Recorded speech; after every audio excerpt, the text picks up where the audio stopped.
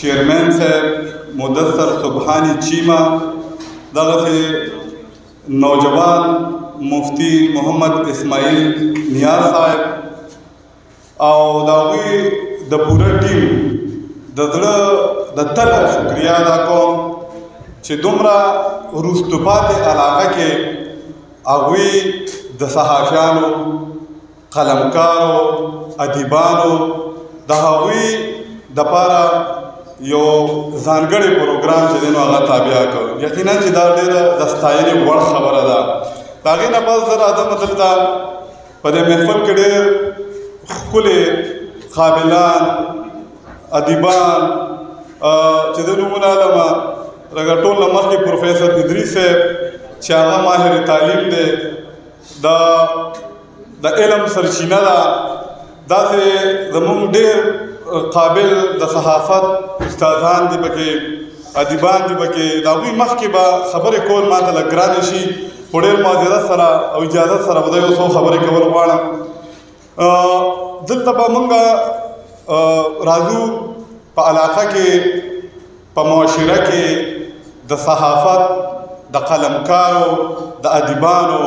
په دغې موضوع باندې به یو څو خبرې کول غواړم. ډېر قابلو هستو د ما نه مخکې چې دی نو تقریرونه وکړل. زه نن ډېر زیات خوشحاله هم یم او فخر هم محسوسوم چې د داسې قابلو خلکو مخکې زه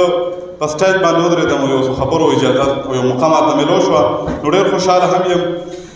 خبره دلته په صحافت باندې کېږي، په قلمکارو باندې کېږي، په ادیبانو باندې کېږي، په شاعرانو باندې کېږي. یقینا چې مونږ کې به ډېرې کمې وي، مونږ کې به کوتاهۍ وي، خو کله چې دغسې ښکلې پروګرامونه کېږي هغې ته دغسې کریم خلک راځي نو هغه به بیا زمونږ د زده کړې یو ذریعه جوړېږي. خو د بده مرغه دلته مونږ چې دی نو دغه اپورچونیټیز مونږ ته نشته، دغه مواقع مونږ ته نشته. یقینو کې دلته خو چې دی نو ډېر په اسانه باندې په صحافي باندې ګوتې اوچتېږي چې ده دا غلط کار وکړو.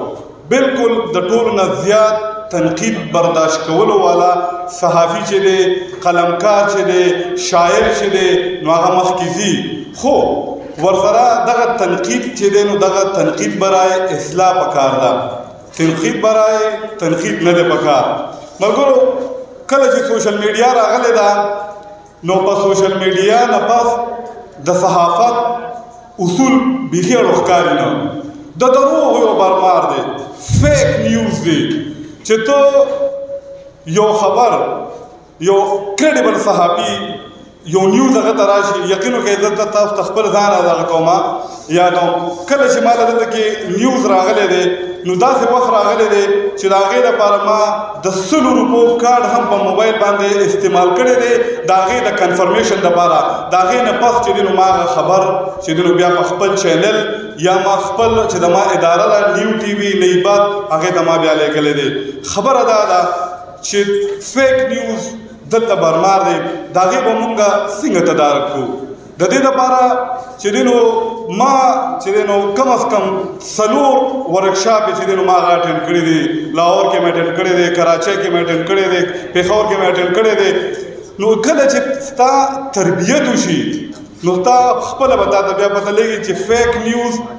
او کریډیبل نیوز اتھینټک نیوز کې فرق څه دی. او که یو کس یو صحافي یو سوشل میډیا ایکټیویسټ کو دی فیک نیوز خوروي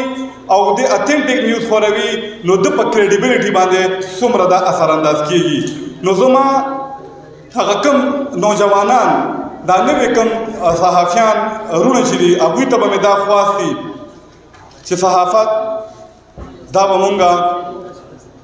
جنون ګڼو. په صحافت کې به څنګه چې ساجد صاحب وویل او فیض محمد صاحب زمونه مخکې تقریر وکړل یره خو به پېژنم نه چې یره څه ته وایي. یره به بلکل پرېږدو، حق به ویو، رښتیا به ویو. کو په معاشره کې ځان له یو نوم ګټل غواړئ نو د یرې نوم به د خپل کتاب نه دا لرې کوئ. رښتیا به ویو، سچ به ویو. یقینا چې رښتیا او سچ ویل چې دی نو هغه ډېر ترافه وي. تا ته به په سوشل میډیا باندې ستا کریکټر اسیسینیشن کیږي، ستا کردار کشي به کیږي، ستا خلاف به یو مهم چلیږي، خو چې ته کله پر احتیا یې بالکل د هغې پروا به نه کوې. ستا ته به دمکۍ راځي، ستا چې دی نو اف آی آر به د باندې کیږي. خو دا ده چې صحافت کې نو د ټولو هر څه ته به غاړه ږدې، نه به د چا نه یریږي، نه به د چا نه شرمېږې. دلته ملګرو د تاسو ته یو خبر وکړم، ډېر ملګري به ته به دا معلومه نه وي په 400 کې په سوشل میډیا باندې ړومبې لایو خپرونه چې ده د سټوډیو نه، نو هغه الحمدلله د هغې اعزاز ما ته حاصل دی. ډېر ګران کار دی، ډېر غټ صحافیان وګوره لایو چې دی نو ډېر غلطۍ کېږي، کیونکې هغې کې د غلطۍ ګنجایش ني. په ډېر کم وسایلو کې موږ داسې پروګرامونه کړي دي چې بجلي به لاړه او تیاره کې به لګي، دا ټول په ریکارډ باندې دي. خو ګوره کریکټر مایند پکار دی، کریکټ یو مایند پکار دی. ګوره یو خبره به تاسو ته وکړم، د کاپي پیسټ نه خو ځان په معاشره کې مخکې بوتلل غواړئ، نو د کاپي پیسټ نه چې دی نو د صحافیانو ورونو ته وایم، قلمکار ورونو ته وایم، ډېر په ادب سره، ډېر په معذرت سره چې د کاپي پیسټ نه ځان وساتئ. چې موږ تر څو پورې د کاپي پیسټ نه ځان نه ساتلی، نو مخکې موږ چې دی نو زموږ لپاره مزل او قدم اخیستل ګران کار دی. ملګرو د دې مطلب داسې وي چې غلاګانې په څو قسمه کېږي. یو غلا دا هم ده چې یو کس خواري وکړي، یو قلمکار یو ادیب به هغه به یو کالم ولیکي، بل کس به هغه کالم راوالي او ښکته به د خپل نوم ولیکي او هغه به شایع کړي. دا د ټکو غلا ده، دې ته د ټکو غل وایي. خو د دې موږ ته پته نه لګي، دا چې کله په سړي باندې ثابت شي نو بیا هغه ډېر زیات ندامت محسوسوي. تاسو به زما دغه کتلي زم کاپي پیسټ کوم، دا نه، خو زه چې کله کاپي پیسټ وکړم نو هلته ورته هغه لینک ورکړم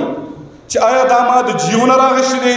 دا ما د ایروای نه راغشتی دی، دا ما چې دی نو دلته کې یو دلته کې یو صحافي دی علب خان شیرپو دی، ظهیر محمد زی دی، یا زمونږ چې دی نو بل زمونږ ملګري دلته کې هغوی دي، شهریار خان دی. نو موږ ورته هغه ولیکو، په دې د چا څه دي نه چې زما یو شی دی او زه د هغه نوم ولیکم، نو په دې د چا نه سم نه دي. ملګرو ډېر تقریر نه دغه کېږي، اوږد کېږي، خو چونکې په صحافت خبره ده زمونږ چې دی نو ډېر زیات مشران هم ناست دي. ما خو مخکې تاسو وویل چې خبرې ما ته ډېر زیات ګرانې به وي، خو زه به کوشش کوم چې نن مونږ د دې اجلاس نه دا زموږ لپاره یو موقع ده، کوم چې پاسبان بزم قلم پاکستان د موږ لپاره دغه کړی، نو چې مونږ څه زده کړو. یقینا زه تاسو ته زنه ما په دې پروګرام کې ډېر څه زده کړل. دا کم مشران چې راغلل ما ته ډېر څه زده کړل، او زمونږ یو ډېر سینیر صحافي دی، هغه وایي چې د صحافي لپاره زده کړه دومره زیاته ده چې دی ډېره زده کړه نشي کولی. نو سهار چې دی راپاسي نو کم از کم دله دا پکار دی چې یو ټکي خو دې خامخا زده کړي نه وي، چې ډېر نشي زده کولی. نو صحافي سره چې د سره ډېر زیات انفارمیشن وي، ټیک ټاک انفارمیشن دی به لایو چې راځي اوم به هم نه غلطېږي، دی کو ریکارډډ پروګرام کوي اوم به هم دی نه دغه کېږي، او بل خلکو له به انفارمیټیو پروګرامونه ورکوي، خلکو له به ټیک ټاک انفارمیشن ورکوي. دغه هیڅ قسمه زه تاسو ته ګارنټي درکوم چې د دغې صحافي په معاشره کې مخکې تلل چې دی نو په هغې کې 100% ورته ګارنټي ورکوم چې دغه صحافي به خامخا مخکې ځي، چې دی کله پروګرام نه مخکې راځي، دی اویر وي، دی اپډیټ وي، د انفارمیشن ټیک ټاک انفارمیشن راغشتي وي، ده لږه خواري کړي، دی بیا کیمرې ته راځي او ودرېږي، بالکل د ده پروګرام به هم خوښېږي، د ده پروګرام به وایرل، دغه ویډیو به هم وایرل کېږي، او خلک به په اعتماد هم کوي، او ده ته به یو کریډیبل صحافي چې دی په معاشره کې د هغه نوم ورکړی کېږي. ملګرو په معاشره کې د صحافیانو او د قلمکارو د کردار خبره شروع ده. نو مونږ په دلته کې معاشره به څنګه ټیک کړو؟ ما مخکې په معاشره کې دا وکړه چې که مونږ صحافیان، دا خو یو اصطلاح ده چې صحافیان چې دي نو هغه د معاشرې غوږونه چې دي نو سترګې وي، بالکل چې دا وي، خو دغه غوږونه او سترګې به مونږ پازیټیو استعمالوو. دلته زموږ ساجد صاحب خو لاړو، وختي یو خبره وکړه چې استادانو خلاف یا دا زموږ چې علما کرام دي د هغوی بعضې وخت داسې زموږ پروګرامونه راشي نو هغه په معاشره کې هغه یو غلط طرف ته لاړ شي. خو دلته زه دا مشران په دې باندې خبروم چې دلته زموږ جهالت سره مخه ده. موږ دلته کې پریس کانفرنس وکړو نو په هغې کې څوک فرق نشي کولی. که موږ دلته کې زمونږ انویسټیګیټیو سټوري وکړو نو په هغې باندې څوک نه پوهېږي خو زه دلته د استاد یا د عالم خلاف پریس کانفرنس کېږي نو هغې کې به ما ته وایي چې د هغه نه موقف به دې اخیستی او دا به دې ولې کو نو تاسو دلته کې ټول ناست یې چې یو کوم کس ما پریس کانفرنس ته راغواړي نو آیا چې زه هغه نه ځم نو هغه به زما باره کې څه وایي یا که دا صحافي ولې نه وي هغه به د هغه باره کې څه وایي نو اوس کو زما یو انویسټیګیټ یو سټوري او زه په یو مدرسه کوم او زه په یو اداره کوم او ما پکې د هغه مدرسې او د هغه ادارې مشر پکې د هغه موقف وانغېسته نو دغه زما چې دی نو بیس جرنالیزم دی دغه زما چې دی نو دغه سټوري زما نه مکمل کېږي نو تاسو به زمونږ باندې تنقید کوئ تاسو زموږ مشران یې موږ باندې به تنقید کوئ موږ به ستاسو نه زده کړه کوو خو دا ده چې زمونږ هم وسایل را سره نشته یو موبایل را سره یو مایک را سره هغه مایک هم کله خراب وي او کله ډیپ وي نو کو فرض که په دې کې زمونږ نه غلطۍ کېږي کوتاهۍ کېږي تاسو زموږ مشران یې په شفقت سره به موږ له په سر باندې لاس ایږدئ موږ به راغواړئ زموږ به دغسې تربیتي پروګرامونه کوئ یقینا چې د دې تنګي خاوره د هشنغر خاوره دا ډېره زرخیزه ده د دې نه به ډېر ښه قلمکار ډېر ښه صحافیان دا به چې دی نو د روزي دا علاقه به چې دی نو روښانه کېږي دا علاقه به پرمختګ کوي دا به په ترقۍ رواني نو د نن نه به موږ د عهد کوو چې موږ ټول صحافیان به راغونډېږو د دغې مشرانو قدر به وکړو او دوی به موږ د دوی نه به موږ د مینې د شفقت هم تمه لرو چې زموږ اصلاح په دې وجو کې خبرې به ډېرې وکړې ډېر مقررین هم پاتې دي خو په تلو کې دغه یو خواست کوم خو په دې خبرو کې زما نه داسې یو خبره د خولې نه وتې وي چې په هغې باندې په هغې په وجه د چا دل ازاري شوي نو د زړه د تله هغوی ته معذرت کوم ډېره مننه